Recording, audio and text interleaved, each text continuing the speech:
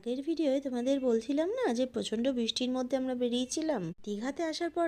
দীঘার আকাশটা দেখো তো, অল টাইম ঘুটঘুটে অন্ধকার ছিল, আর তার সঙ্গে ছিল প্রচন্ড হাওয়া, মানে মন প্রাণ জুড়িয়ে হাওয়া খেয়ে এসেছি। একটু ফ্রেশন আপ হয়েই আমরা চলে গেলাম বিচের দিকে। আমার মা আগে আগে যাচ্ছে, আমরা সবাই পেছনে ছিলাম। আমাদের তোজসোনা তো হাওয়ার চোটে তার চোখই বন্ধ হয়ে আসছিল, এক হাস্যকর ব্যাপার।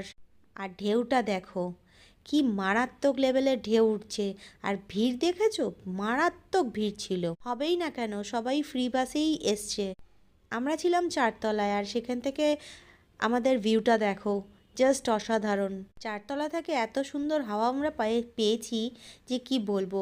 খুব বৃষ্টি হচ্ছিল, আর বৃষ্টি হচ্ছিল আবার থামছিল, এইভাবেই আমাদের ট্যুরটা হয়েছে। তবে আমাদের দীঘাতে কোনো রকম অসুবিধা হয়নি। আমরা ছিলাম হোটেল আশিয়ানা ইনে, যেটা ছিল জাহাজবাড়ির একদম কাছাকাছি। কতটা পরিমাণে হাওয়া দিচ্ছে তোমরা বুঝতে পারছো। আমরা হোটেলে প্যাকেজ নিয়েছিলাম, 900 টাকা করে পড়েছিল প্যাকেজগুলো। এটা কিন্তু খাওয়া দাওয়া থাকা নিয়ে প্যাকেজ ছিল, 3 বেলা খাওয়া প্লাস থাকা, পার হেড পার ডে।